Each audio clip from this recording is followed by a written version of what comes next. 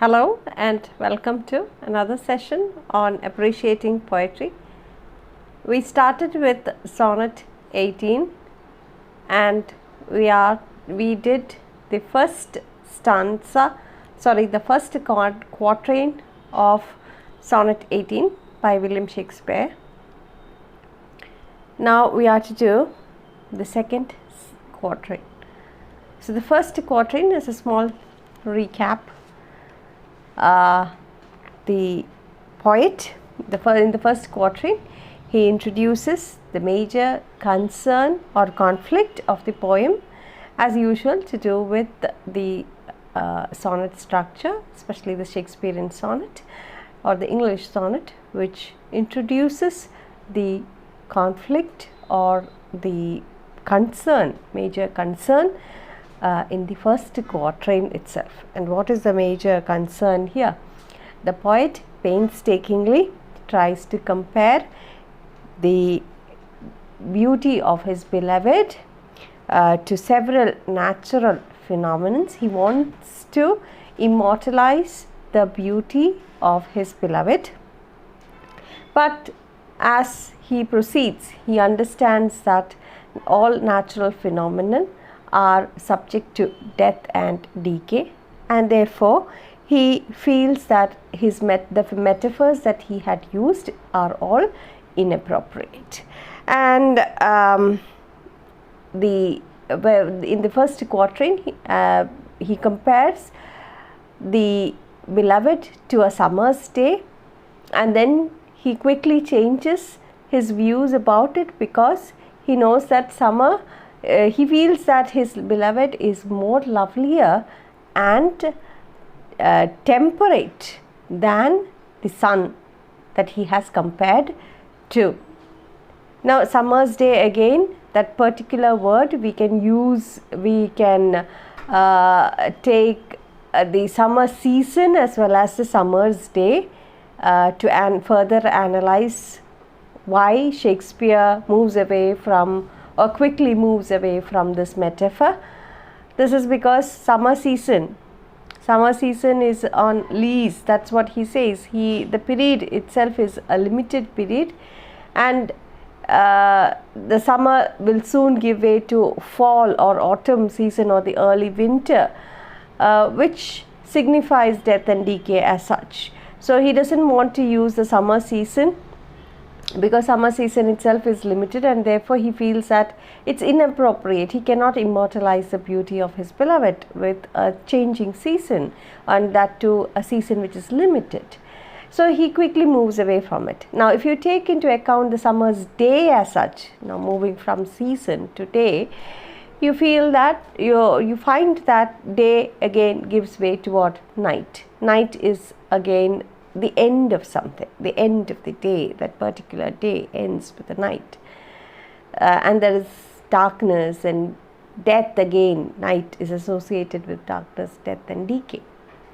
So he stops comparing stops comparing his beloved to a summer's day and also the summer season in total. And then he says that his beloved is more lovelier than the summer's day. Again, there's a Renaissance proverb, as I told you. The Renaissance proverb is reminded here. That's why I said in the first few videos I gave an introduction to Renaissance poetry. Remember, the Renaissance poetry, in fact, Renaissance was spreading its wings far and wide, and it did come to England, or it spread to England, of course during the time of Yard and Surrey as well, but it was with Philip Sidney and the others, especially the Elizabethan period, that you find Renaissance at its peak. So there is a Renaissance proverb here which says that all good things are associated with summer. One sees best in summer. That means which literally means the best. So the comparison 2 summer's days because Shakespeare feels that his beloved is the best. So that's why there's a subtle tone of that Renaissance proverb. Just out of curiosity, I told you. You can write that if you want in your examination. It will fetch you more marks. Don't worry. Anyway, they won't reduce the mark because that is indeed an important point. Then what else does he say?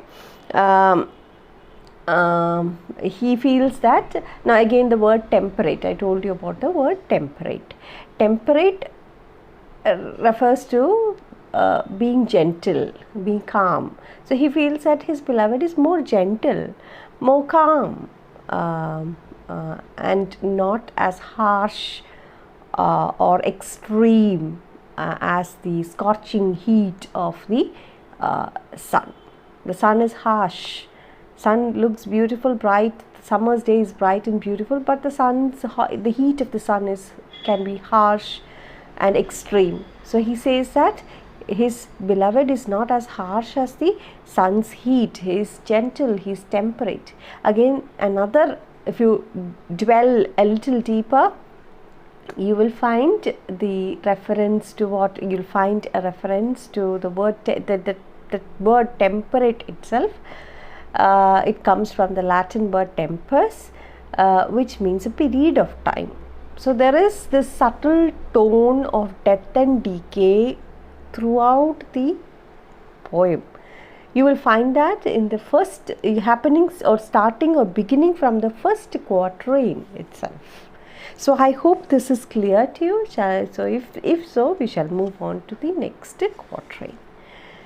In the next quatrain, sometime too hot the eye of heaven shines, and often is his good gold complexion dimmed, and every fair and fair sometimes declines, by chance or meteor's changing course untrimmed. So here in lines 5 and 6, the speaker continues to ask whether the usual cliches of love poetry can adequately capture his beloved's beauty. He then feels that it is inadequate. He shifts from comparing the young man, his beloved, to a summer's day, and then he compares him to eye of heaven. He feels that the metaphor that he used earlier, the summer's day, is not enough. So he comes to another metaphor. He tries to take or point out another metaphor, and that is the eye of heaven. So in lines 5 and 6 mentioned here, the first quatrain is over, 4 lines are over. Now the next 2 lines, that is the first we have started the second quatrain, and the first 2 lines, sometimes too hot the eye of heaven shines, and often is his gold complexion dimmed. Now those 2 lines, 5 and 6.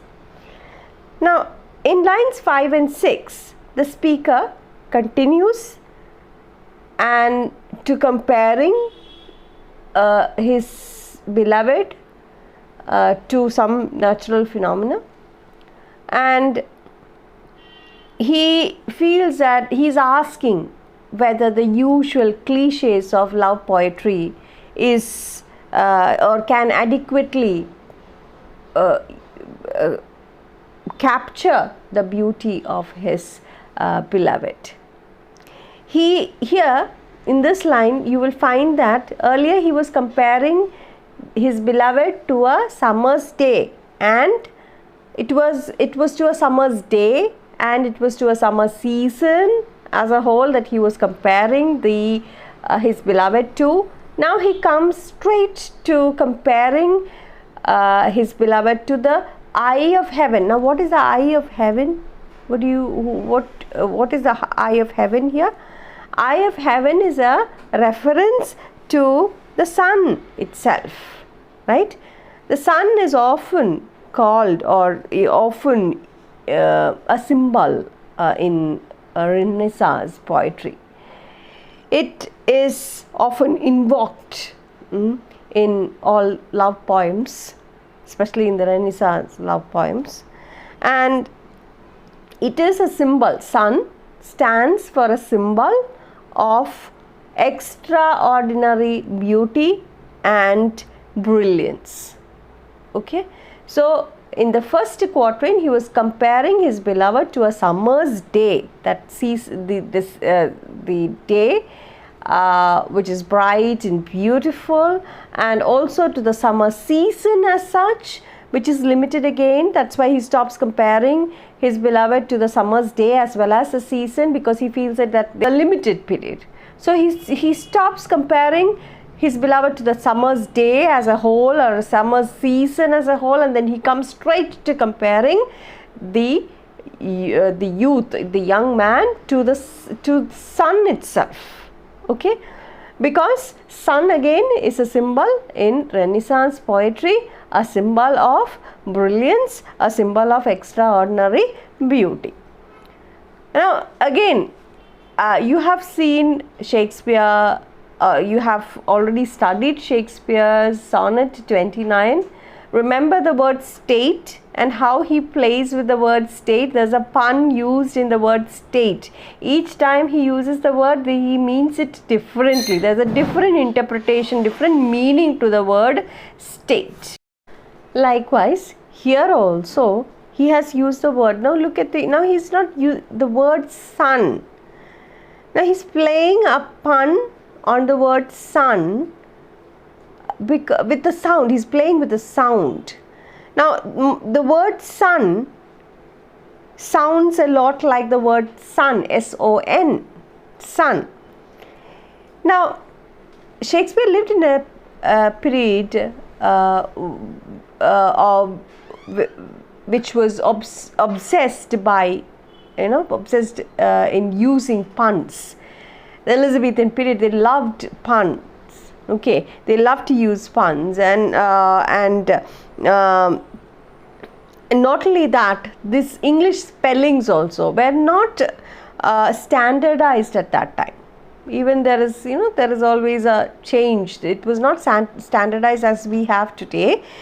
And so the two words, this S-U-N, sun, and S-O-N, sun, often blend together, and the brightness of the sun, the brilliance of and centrality of the word sun, the brilliance, the brightness of the word sun, S-U-N, sun, and the brilliance and centrality of the word sun. Now, what does sun normally stand for in Christian belief? That's what this word is all about. Now, what does sun stand for in Christian belief? Sun stands for Christ. Okay, so here he has gone to that extent of perhaps comparing this beloved to the eye of heaven, which is the sun, S-U-N, sun, and also perhaps you can find, as you move a little deeper, if you especially taking into account the historical context in which Shakespeare lived and wrote poems, especially the Renaissance, the period of Renaissance, the period of the period where the English spellings were not standardized, a period where certain characteristics, certain features of poetry was more in use. Here what I mean is the use of the play of words, pun, the use of puns. Okay, so especially taking all these into account, perhaps Shakespeare is associating this young man to both the eye of heaven, which is sun, and also Christ as such, giving him that prominence. Okay, the speaker alludes to this tradition by describing sun here as the eye of heaven, associating the place or associating place in the sky with the place to which Christ's essence after crucifixion. Now, what happens after Jesus Christ dies? Christ, after his death, is said to have gone to heaven. So now you see, look at the word eye of heaven. Okay, so when you associate these two words, sun here, that is the eye of heaven, which is sun, S-U-N, sun, which is the central, center of the universe, the brilliance. Again, Renaissance poetry, which always invokes the sun as brilliance and extraordinary beauty, but also alludes to the sun, which is Jesus Christ himself, who after crucifixion goes to heaven and becomes the eye of heaven. So there is an allusion, or he's alluding to what? Alluding to this also. Okay, I hope it is clear. Now, but that's just an indirect reference. I just wanted to tell you of the word, the use of the word S-O-N, sun, that is Christ, the eye of heaven, because of the Elizabethan period. I just want to bring into your attention the period in which Shakespeare wrote, and also the play of puns. Shakespeare loved you to play with words. Okay, that you have seen in Sonnet 29, the use of the word state. 3 times it appears, but each time it has a different meaning, right? Okay, now, however, again, he feels that that metaphor is not right. So as I told you, he keeps on changing the metaphor. He's unhappy with this traditional metaphor. He notes that now we come to the word sun, S-U-N, sun, which is imperfect. Not Christ, but the sun, which is imperfect. Sometimes it is too hot, and it is sometimes hidden behind the clouds. That is what he says, his gold complexion dimmed. So sometimes he's too hot, sometimes he hides behind the clouds, his gold complexion dimmed. So once again the speaker is concerned with all these things. The sun, therefore, is something as perfect as people claim, but it is not always that perfect. We all consider sun as the perfect thing. Without the sun, the world will not survive. That and all is correct, right? The sun is very important, true. But again, here the poet finds out several reasons as to why he finds the sun imperfect. So to compare the man to the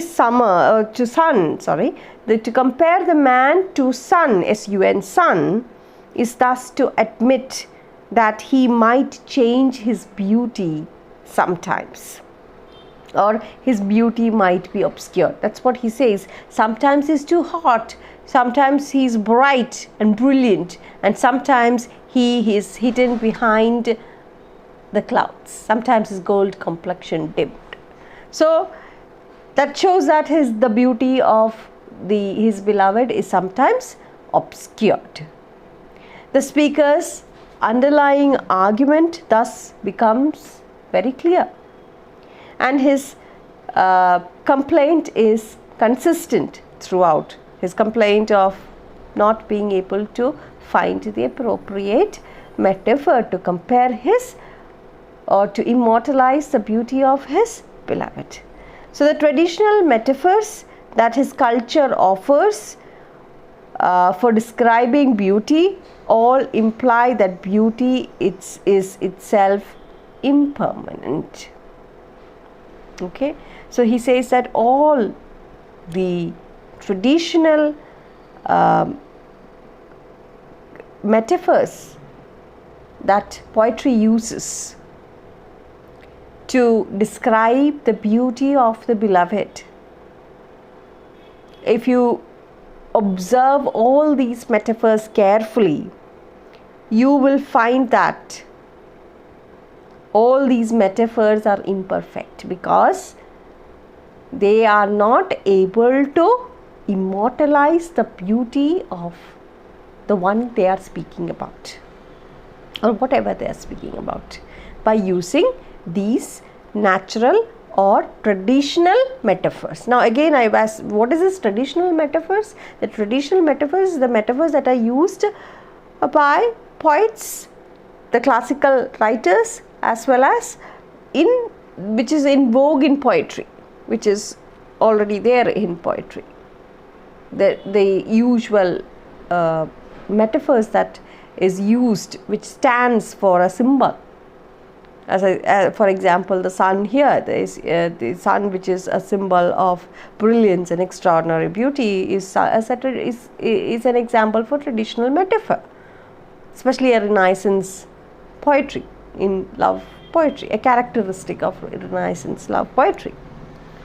So it all implies what? It all implies that beauty is impermanent. And if you look carefully, Shakespeare the poet is trying to state that, or claim that, the young man, his friend, his beauty is not impermanent. It will somehow survive the aging and decaying and death. So he wants to assert, or he wants to claim that he is going to immortalize the beauty of his beloved. He is not going to let his beloved into the hands of death or decay. He is trying his level best to find a metaphor that will immortalize the beauty of his beloved. All the traditional metaphors that poetry offers, or poetry could offer, the natural phenomenons, are all subject to death and decay. So he's trying to find out. So sun, which is normally considered as the perfect the perfect thing for beauty, for extraordinary beauty and brilliance, Shakespeare finds imperfection there in the sun it's also. Okay, his close observation finds that all the natural phenomenons are subject to decay, and therefore he cannot use these metaphors, he cannot use these natural phenomenons to immortalize the beauty of his beloved. So he's thinking about other metaphors. What metaphors should he use next, and how he can immortalize the beauty of his beloved. Okay. In the next two lines, and every fair and fair sometimes declines by chance or nature's changing course untrimmed.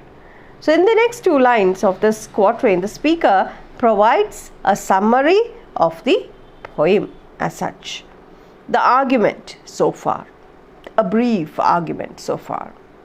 Everything, what is that brief argument? He's summarizing what he's trying to tell you. The brief argument is that everything fair eventually stops being fair. It decays, it declines, it becomes ugly. Now read that line once more and see. And every fair and fair sometimes declines by change or nature's changing course untrimmed. So now if we look at this in this way, line 7 serves as a thesis statement for the poem, and the line 8, so line, serves to clarify why every fair eventually declines. So the line 7, and every fair and fair sometimes declines, is a thesis statement for the poem, and line 8 clarifies as to why every fair, everything that is beautiful, eventually declines, gives an answer to the line 7.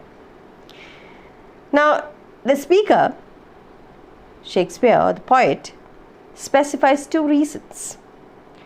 First one is fate or chance.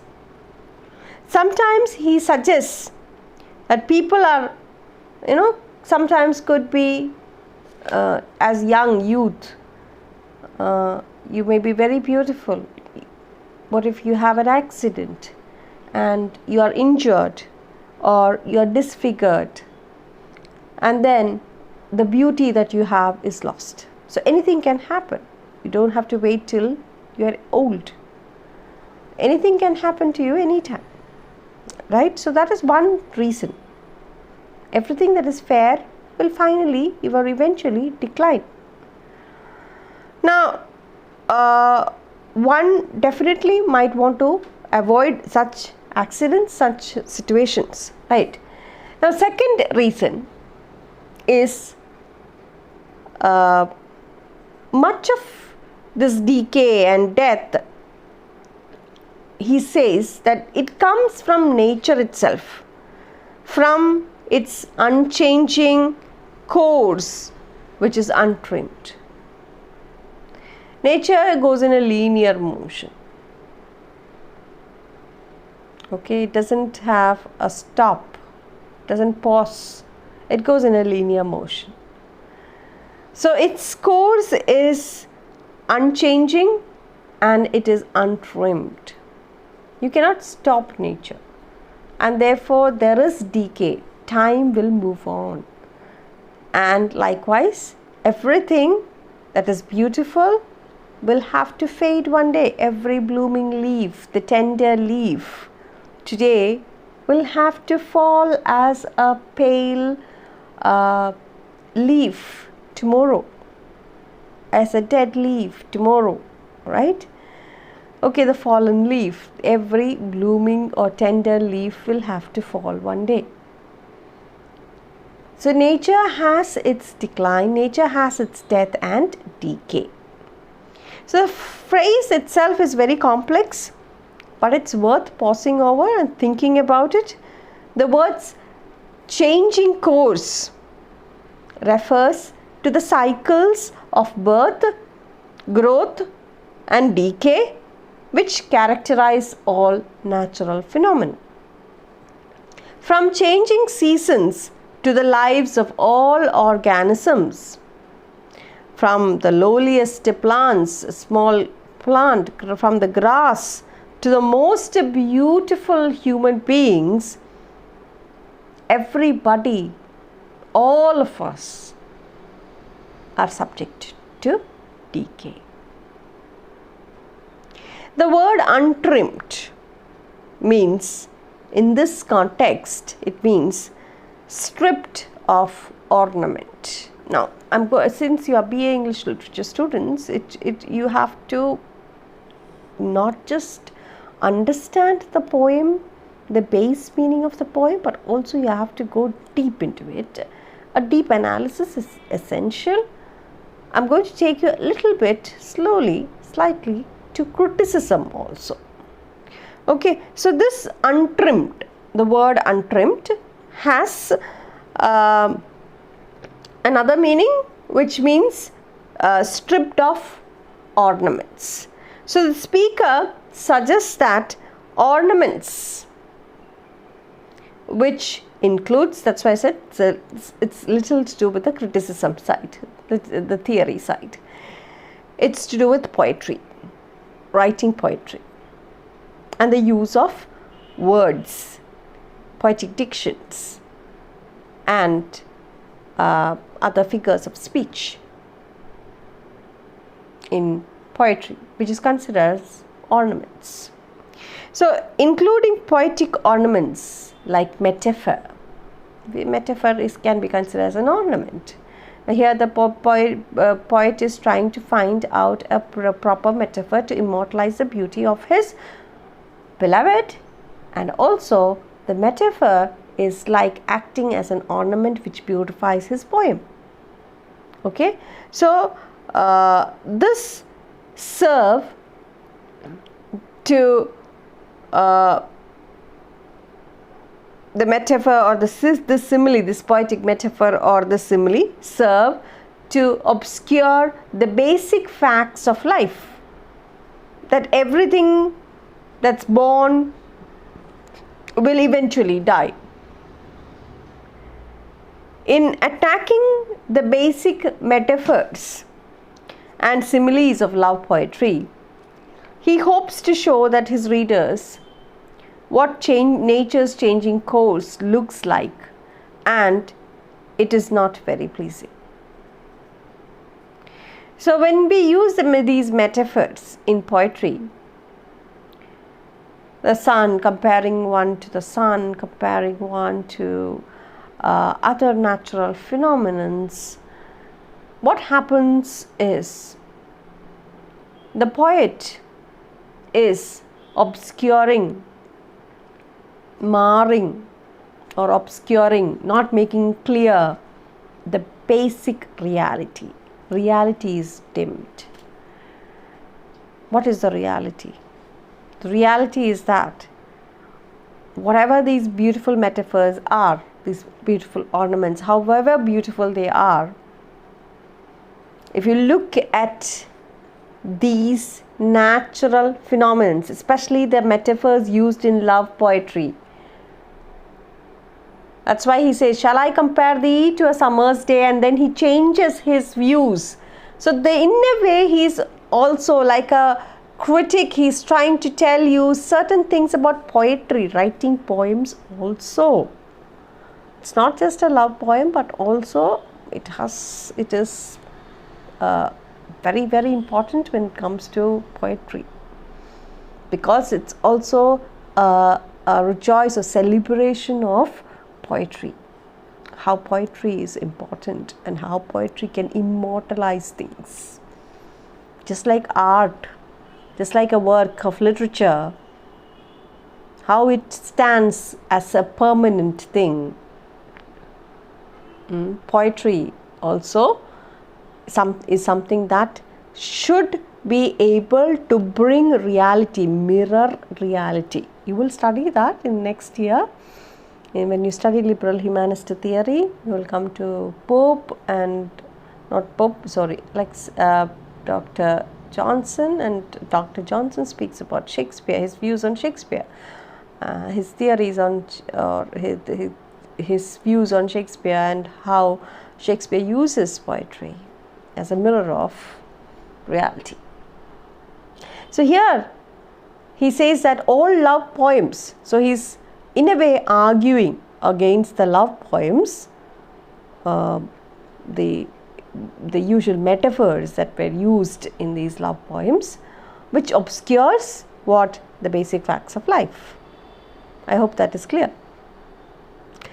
But he is attacking these basic metaphors, and he's trying to show the imperfections of nature, the nature's changing courses, which is obviously death and decay in the future.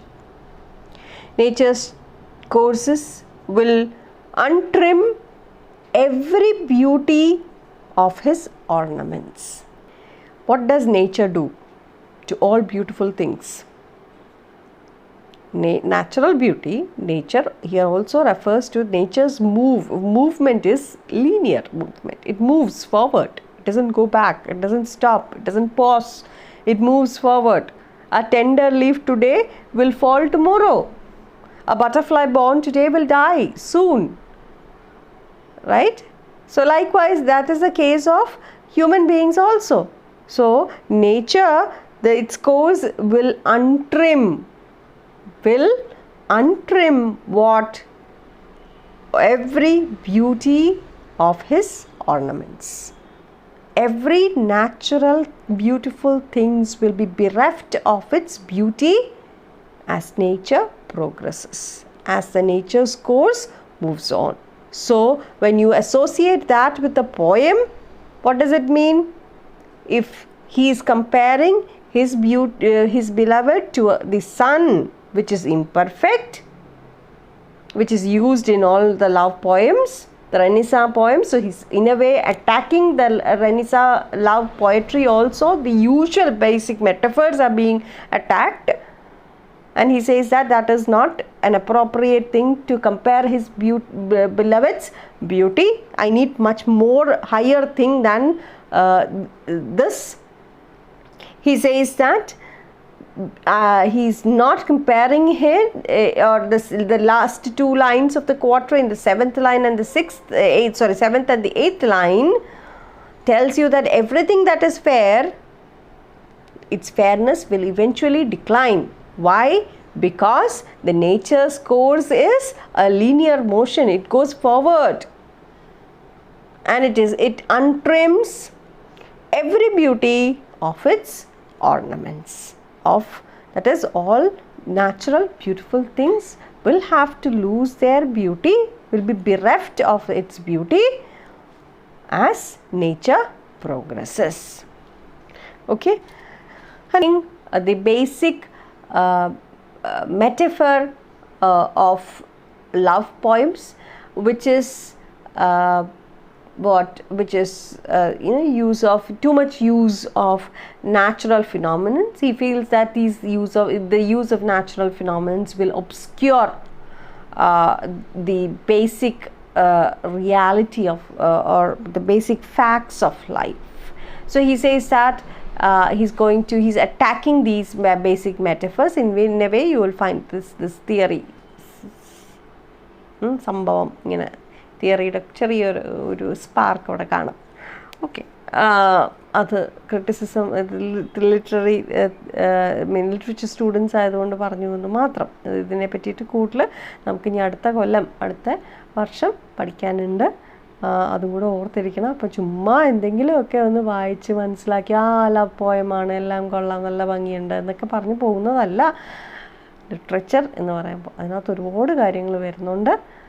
നമ്മളിപ്പോൾ ഇത് പഠിക്കുമ്പോൾ തന്നെ ഇതിനെ നമ്മൾക്കിനി ഇതിൻ്റെ metre നോക്കണം.